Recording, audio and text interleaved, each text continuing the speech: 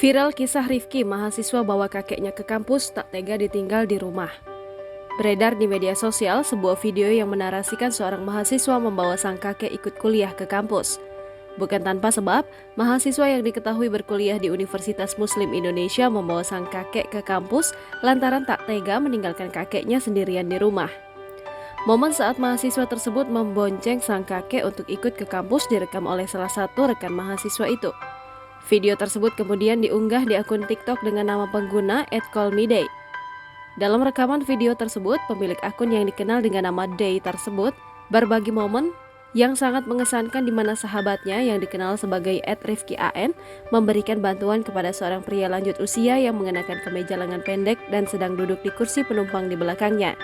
Bahkan yang lebih menyentuh, pria tua tersebut adalah kakek dari Rifki sendiri.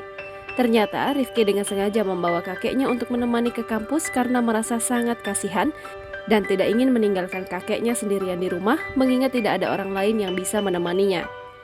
Tampak dalam video tersebut Rifki membawa sang kakek ke kampus dengan menggunakan sepeda motor.